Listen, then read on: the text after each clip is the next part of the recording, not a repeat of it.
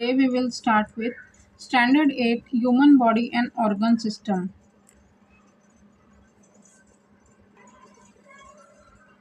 इस चैप्टर में हमें पढ़ना है बेसिकली रेस्पिरेशन के बारे में। सबसे पहले हम समझेंगे रेस्पिरेशन क्या होता है। ऑक्सीजन इनहेल करना और ऑक्सीजन एक्सहेल करना, ये होता है प्रोसेस रेस्पिरेशन का। तो यहाँ पर कुछ क्वेश्चन दिए हुए, कैन यू टेल। यहाँ पर फर्स्ट क्वेश्चन दिया है, from what the organs and organ system are made up of. तो ऑर्गन सिस्टम और ऑर्गन किससे बने हैं? आंसर है इसका, organ are made of different types of tissues and organ system are made up of organs are made up of multiple organs that work together to perform specific functions in our body. Second question, which organ systems are present in human body? Skeletal, muscular, digestive, etc. ये बहुत सारे process organ system में process होते हैं, present होते हैं human body में। In the last class, we have studied some characters of living organism. All the vital processes which are essential properties of living beings are collectively called as life process. Which process occur in our body during sound sleep?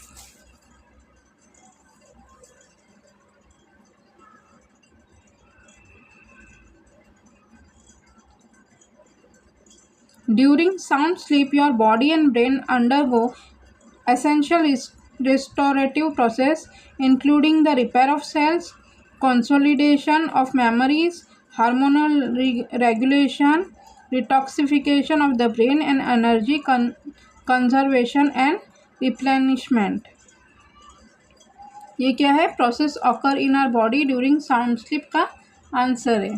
और second question, which life process occur continuously in our body? The continuous life process in the human body include respiration, blood circulation. respiration क्यों ज़रूरी होता है? Energy का production करने के लिए।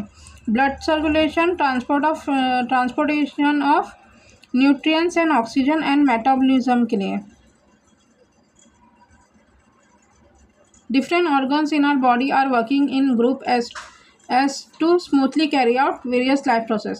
मतलब जो अब हमारे बॉडी में अलग अलग ऑर्गन्स होते हैं, उनका अलग अलग काम होता है। तो लाइफ प्रोसेस मतलब ज़िंदगी का जो प्रोसेस है हमारे ह्यूमन बॉडी का, वो स्मूथली चल सके, इसलिए जो ऑर्गन्स है वो उनका अलग अलग काम होता है, वो भी स्मूथली कैरी आउट करने के लिए, लाइफ प्रोसेस करने के लिए ज़रूरी होता है। हमारे बॉडी में डिफरेंट ऑर्गन्स काम कर रहे हैं ताकि वो various life process smoothly out carry हो सके। This life process takes place in various steps. ये लाइफ प्रोसेस वेरियस स्टेप्स में होते हैं। Specific organs carry out the specific steps. Specific organs specific steps carry out करते हैं। Group of organs working together to perform a specific function is called as organ system.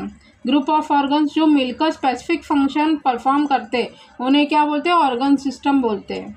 हमारे various organ system like digestive, respiratory, circulatory, nervous, excretory, reproductive, skeletal, etc. are functioning in the body. Respiratory system, digestive system, हमारे body में ये various system है, वो अलग अलग उनके function जो होते हैं, मतलब उनका अलग अलग काम है, वो हमारे बॉडी में अलग अलग काम करते रहते हैं। और ये जो सारे सिस्टम है वो हमारे बॉडी, ह्यूमन बॉडी में ज़रूरी है।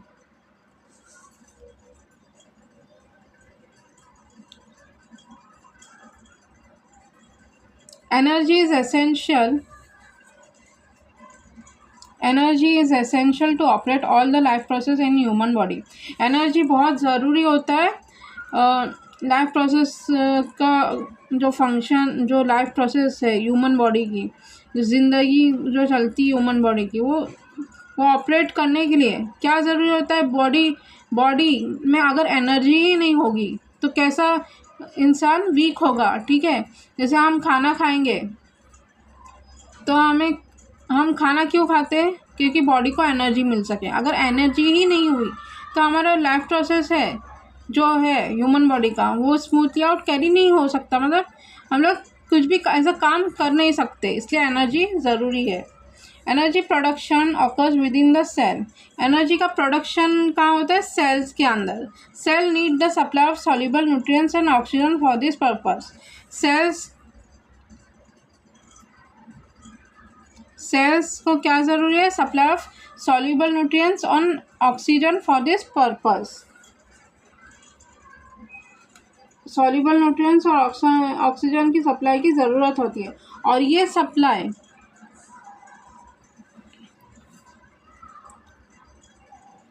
सप्लाई कहाँ होती है? रेस्पिरेटरी और सर्कुलेटरी सिस्टम में। और इन्हीं के हेल्प से हमें ऑक्सीजन की हेल्प से होती है। ये दोनों की हेल्प से होती है, रेस्पिरेटरी और सर्कुलेटरी सिस्टम की हेल्प से। Respiration is carry out through out the following 3 step. अब नीचे हम और स्टेप्स देखेंगे कि रेस्पिरेशन के भी 3 प्रोसेस होते हैं। पहला एक्सटर्नल रेस्पिरेशन। एक्सटर्नल रेस्पिरेशन देखेंगे। इंस्पायरेशन और inhalation. Air is taken in through nose and send towards the lungs through trachea wind pipe. Inhalation में एयर नोज से ली जाती है और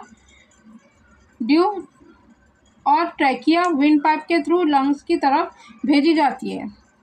सेकेंड, एक्सपायरेशन और एक्सेलेशन। इंस्पायरेशन, एयर से ऑक्सीजन ब्लड में oxygen from the inspired air goes into blood carries the CO2 CO2 means carbon dioxide from various parts of the body towards lungs. This air is given out by exhalation. Both of these processes occurring with the help of lungs are collectively called as external respiration. मतलब inspired air से oxygen blood में जाता है, blood body के various part से carbon dioxide को lung की तरफ ले जाते हैं और ये एयर एक्सेलेशन के थ्रू बाहर निकाली जाती है। ये दोनों प्रोसेस जो लंग्स की मदद से होते हैं उन्हें एक्सटर्नल रेस्पिरेशन बोलते हैं।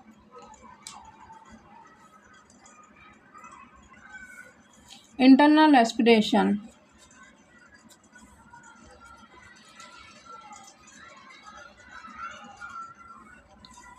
Exchange of gases between cell and tissue fluid is called as internal respiration.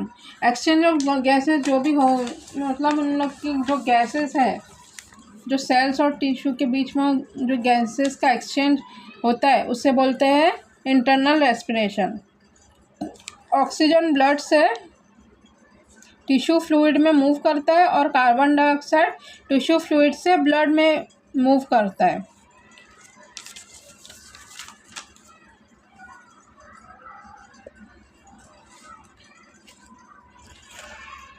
Cellular respiration. Dissolved nutrients like glucose are slowly burned with the help of oxygen and energy is released in the form of ATP.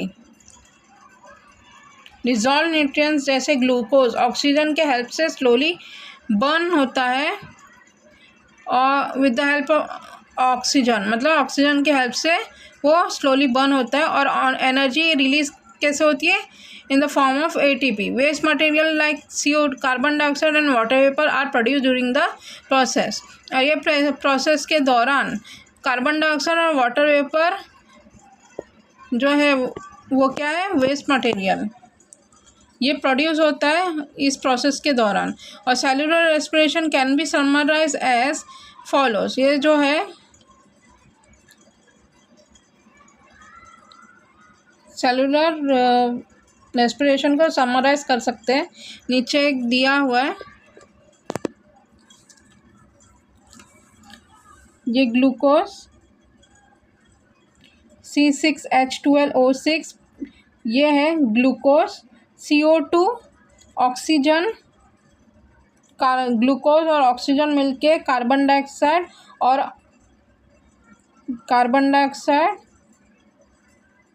Carbon dioxide और ये water को vapour पे release करेंगे तो वो energy में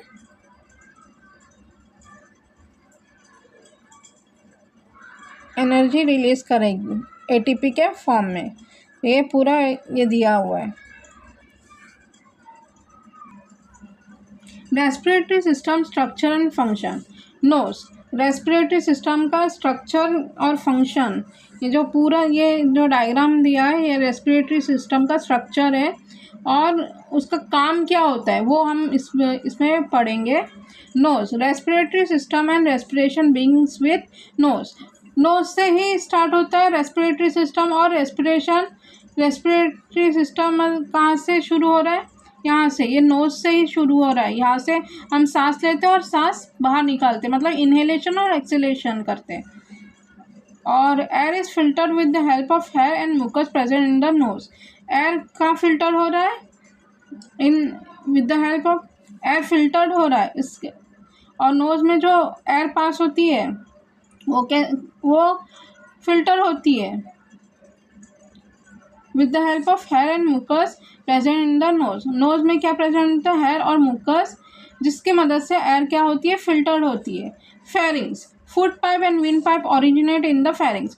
ये pharynx जो है यहाँ पर देख सकते हैं आप, इस फेरिंग्स में फूड पाइप और विंड पाइप होते हैं। Wind pipe is present in front of food pipe. Wind pipe कहाँ होता है प्रेजेंट, फूड पाइप के आगे। There is a lid at the beginning of wind pipe. और विंड पाइप के जो शुरू में एक लीड जैसा होता है, this lid closes the wind pipe during passing of food into food pipe and thereby normally prevents the entry of food particles into wind pipe. मतलब ये जो लीड होता है ना विंड पाइप के आगे, वो क्या करता है, वो लीड वो खुलता है और बंद होता है। जैसे आप कहीं पे भी जा रहे हो तो आपने देखा होगा एक दरवाज़ा होता है एंट्री का जो खुलता है और बंद होता है, क्लोज होता है, ओपन होता है हम लोग जब पास होते हैं। तो वैसे ही ना ये विंड पाइप में भी एक लीड होता है जो खाने को है ना अंदर ढकेलने के लिए, वो खुलता है, ओपन होता है, फिर क्लोज होता है, ये पास होता है। खाना क्या होता है, मुंह के अंदर पास हो रहा है। तो विंड पाइप की जो आगे लीड होता है वो क्लोज होता है और ओपन होता है during passing of food into food pipe, thereby normally prevent the entry of food particle into wind pipe.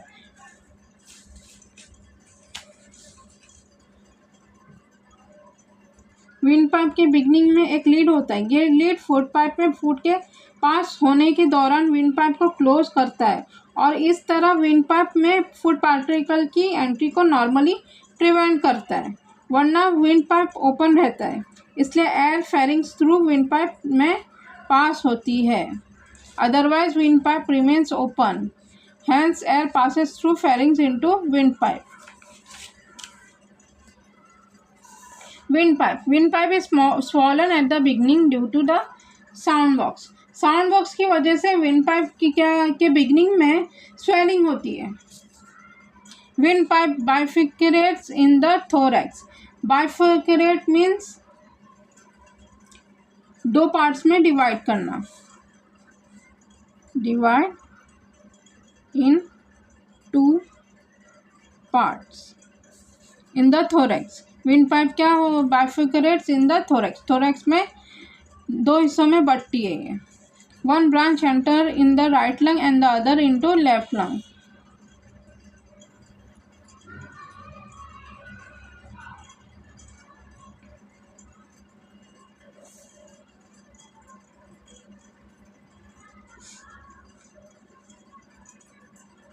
Wind pipe throat में बाइफिकेट होता है और एक ब्रांच राइट लंग में और दूसरा लेफ्ट लंग में एंटर करता है। Lungs, a lung is present on either side of heart is thoracic cavity. Maximum area of thoracic cavity is occupied by lungs and they cover the maximum part of heart. A lung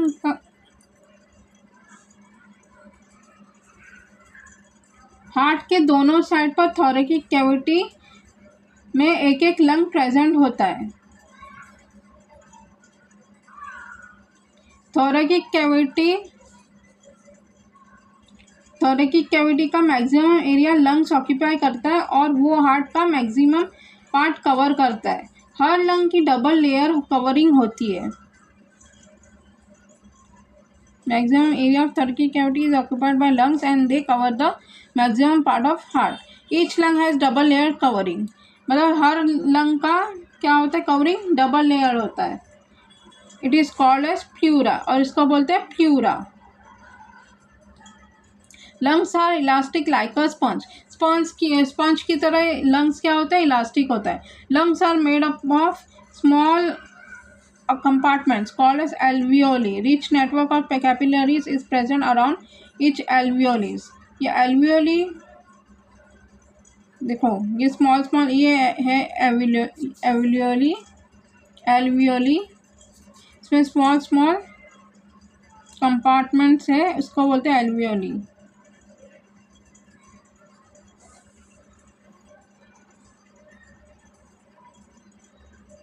lungs बहुत सारे छोटे compartment में, छोटे हिस्सों में, जिन्हें alveoli कहते हैं, इससे बने होते हैं।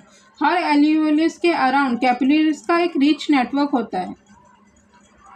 एल्वियोली और कैपिलरीज की वॉल्स एक्सट्रीमली थिन, मतलब बहुत पतली होती है। इन थिन वॉल्स के अक्रॉस गैसियस एक्सचेंज, गैसेस का आदान प्रदान इजिली हो सकता है, क्योंकि लंग्स में large number of alveoli present होते हैं। गैसेस एक्सचेंज के लिए ज़्यादा सरफेस अवेलेबल होती है। Wall of alveoli and capillaries are extremely thin. अभी मैंने बताया कि एल्वियोली और कैपिलरीज की जो वॉल्स होती है थिन होती है। गैसियस और ये जो गैसियस एक्सचेंज है वो भी बहुत इजीली होता है वॉल्स के। और ये वॉल्स कैसी होती है, पतली होती है। As large number of alveoli is present in the lungs. Lungs में क्या होता है, बहुत सारी एल्वियोली होती है। Large surface available is for gaseous exchange. और गैसियस एक्सचेंज के लिए बहुत बड़ी सरफेस चाहिए होती है, बहुत बड़ी सरफेस अवेलेबल होती है। Exchange of gases in lungs.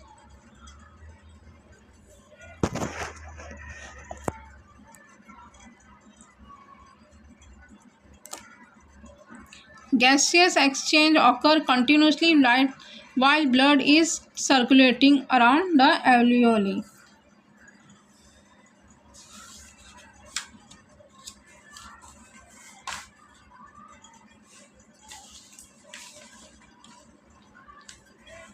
Gaseous exchange blood के एल्वियोली के अराउंड सर्कुलेट करते समय कंटिन्यूसली होते रहता है। An iron containing protein, hemoglobin, is present in the RBCs of blood. Haemoglobin क्या है, एक आयरन कंटेनिंग प्रोटीन है जो आरबीसीज ऑफ ब्लड में प्रेजेंट होता है। Haemoglobin absorbs the oxygen from air with in alveoli.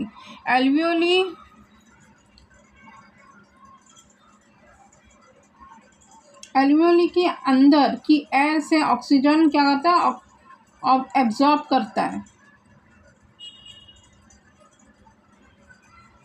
Haemoglobin क्या करता है, absorbs the oxygen from air with in alveoli. Alveoli के अंदर जो एयर होती है, ऑक्सीजन फ्रॉम एयर, हेमोग्लोबिन क्या करता है, एब्जॉर्ब करता है वो।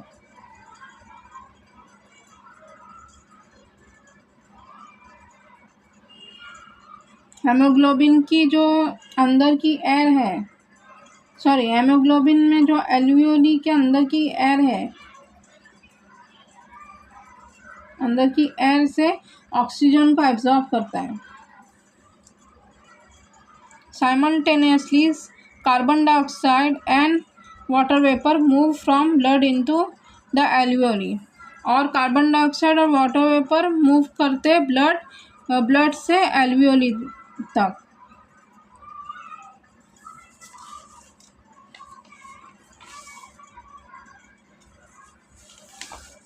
ब्लड से एल्वियोली में मूव करते हैं। Thus oxygen is taken into the blood and carbon dioxide and water vapor are removed from the blood and given out by exhalation.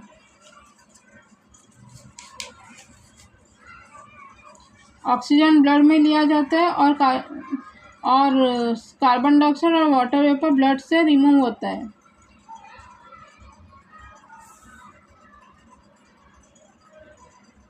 Oxygen कहाँ से लेते हैं? ब्लड में लिया जाता है और कार्बन डाइऑक्साइड वाटर वेपर निकालते हैं ब्लड से, और ये प्रोसेस को बोलते हैं, नहीं, ये एक्सेलेरेशन से बाहर निकाल दिया जाता है होकर। Diaphragm. A muscular partition is present at the base of thoracic cage. This partition is called as diaphragm. एक मस्कुलर पार्टीशन होता है जो प्रेजेंट होता है थोरेसिक केज के बेस पे। This partition is called as diaphragm. Diaphragm किसको बोलते हैं? एक मस्कुलर पार्टीशन होता है जो प्रेजेंट होता है थोरेसिक केज के बेस पे।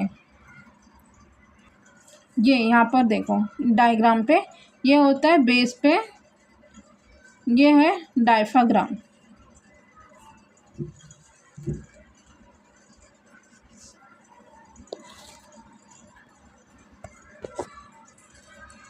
The partition is called as diaphragm.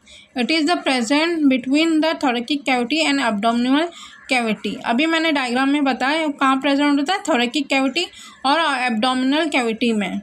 Simultaneous rising up of ribs and lowering of diaphragm causes the decrease in pressure on lungs. Ribs के साइमल्टेनियसली राइजिंग अप मतलब एक साथ ऊपर उठने और डायफ्राग्राम के लोअरिंग नीचे जाने से लंग्स पर प्रेशर डिक्रीज होता है, कम होता है लंग्स पे प्रेशर। इसी की वजह से एयर नोज के थ्रू लंग्स में मूव करती है।